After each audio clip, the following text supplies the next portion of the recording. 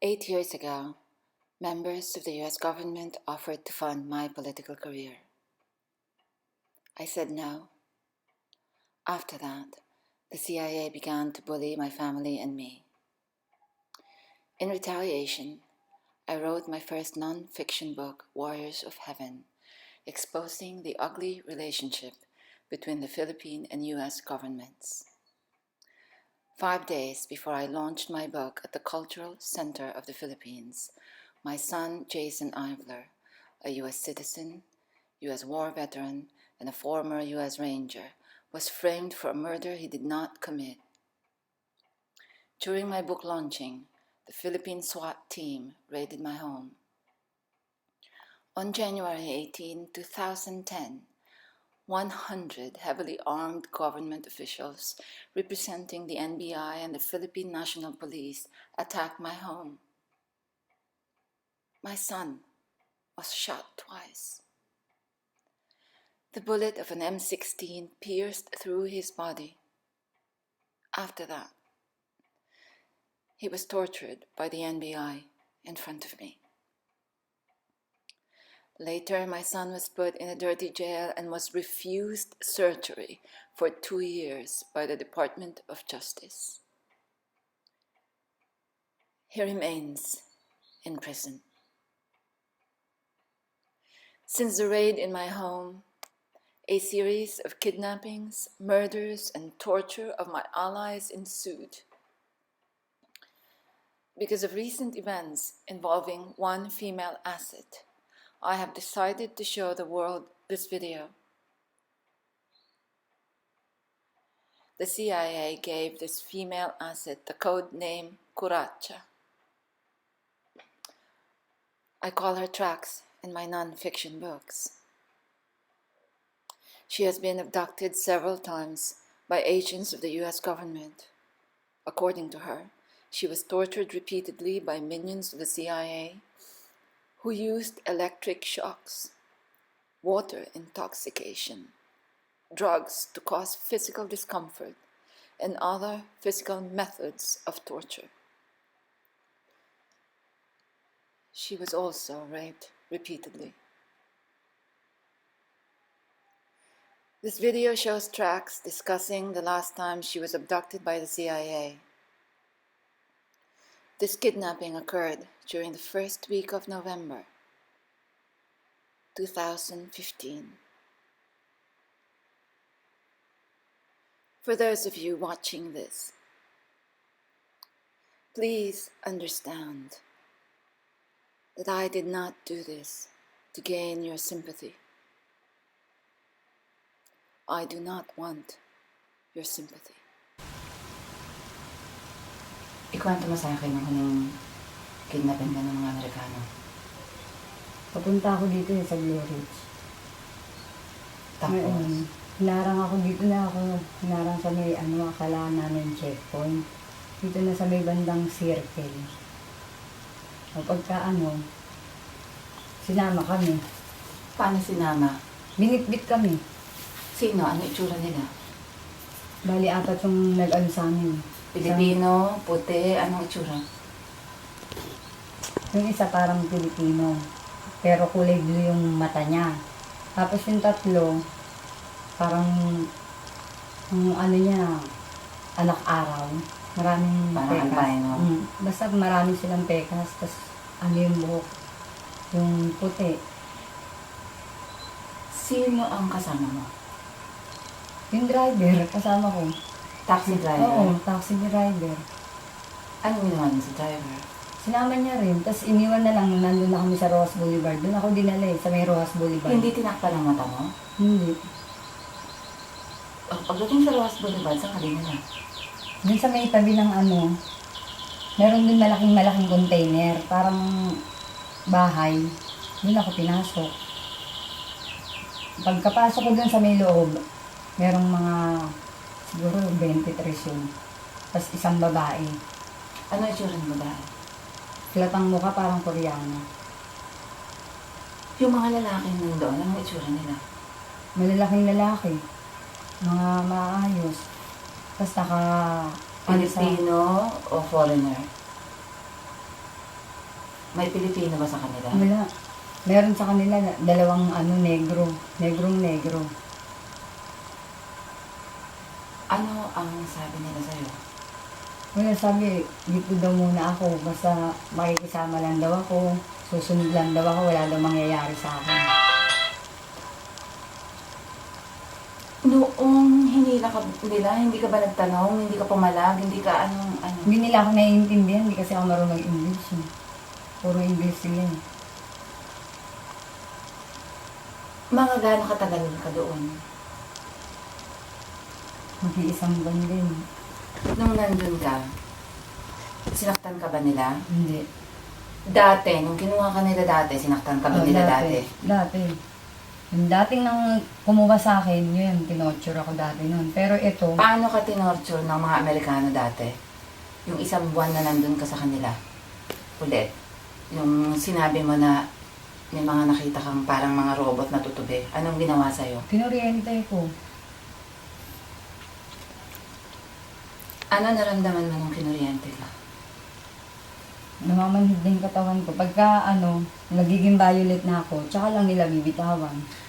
Pagkatapos ng kuryente, anong ginawa nila sa'yo? May mga sinasabi sila, hindi ko maintindihan. Ano pang klase ng pagpapahirap ang ginawa nila sa'yo? Maraming, tinuturukan ako dito. Para akong kinukuhanan ng dugo. Paano mo alam na ginamit ka nila?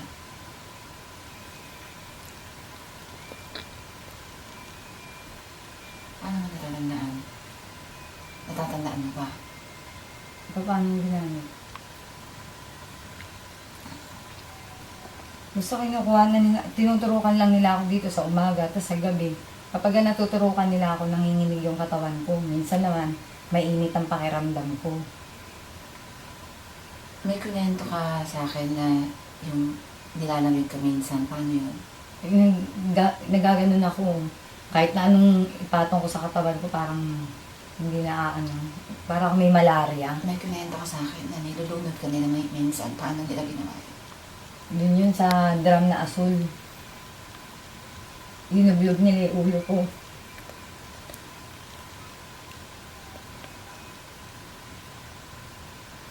Ilang beses nila ginawa sa'yo yun? Marami.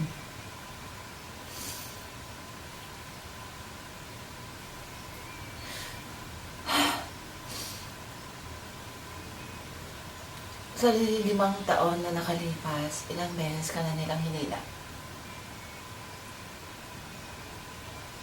Marami na rin, pero itong mga nakaraan, yung huli, medyo matagal din. Tsaka itong isa yung tinutorture ako. Itong huli, ang sabi mo, hindi ka nila sinaktan. Oo, hindi. Isang Nakain buwan. nila ako. Nalagaan nila ako doon. Ilan sa kanila ang marunong magtagalog? Isa lang.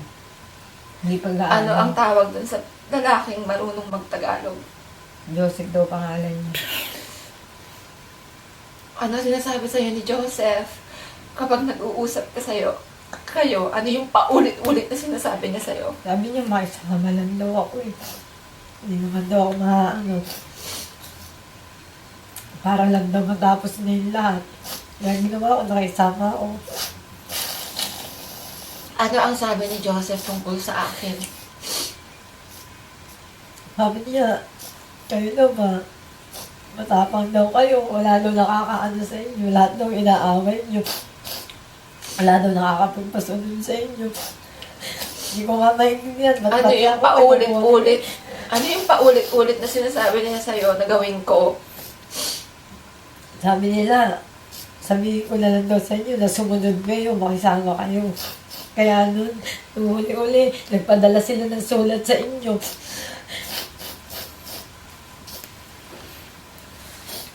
Noong una, nung nandyan pa si Chief Rod, ano yung paulit-ulit na sinasabi ni Chief Rod sa'yo, bakit nila ginagawa ito sa mga taong mahal ko? Bakit daw? Ano daw ang dahilan? Para daw sumuko kayo.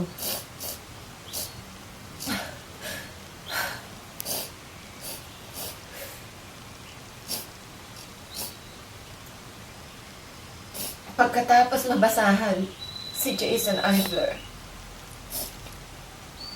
Anong ginawa nila? Pinabukasan, hinatid na nila ako dun sa bahay namin.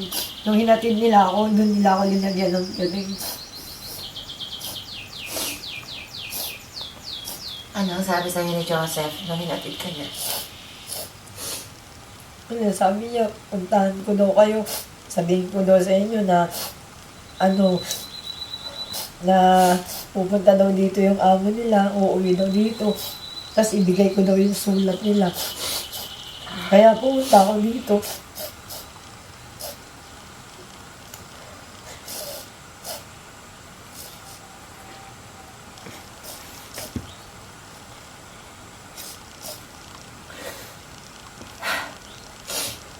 Uulitin ko ano mo yung paulit-ulit sinasabi ni Joseph sa'yo na magkasama kayo sa barracks nila. Ano yung pinaka-importante yung sinasabi niya ng paulit-ulit sa'yo? Sabi niya, sabihin ko daw sa inyo, sabi daw ng boss niya, na sana daw pumayag daw kayo dun sa agendang inaano ninyo. Sumunod daw kayo para daw matapos, makalabas. Kaya ako sumusunod lang ako. Ano sabi nila? Kailan lang makakalabas si Jason Eidler? Kapag daw nakisama kayo, Tingnan mo ako. Sa palagay mo ba, ipuputa ko ang sarili ko sa kanila? To the CIA and the warlords in Washington, D.C., I refuse to follow your agenda for the following reasons. 1. I would rather die than be your puppet. 2. I refuse to serve the government of the Philippines, a government so vile and wrong. It is infested with scum and prostitutes in the guise of government officials because it is empowered and controlled by the evil government of the United States of America. It is empowered and controlled by men like you, the same men who have violated my human rights and the human rights of those I love.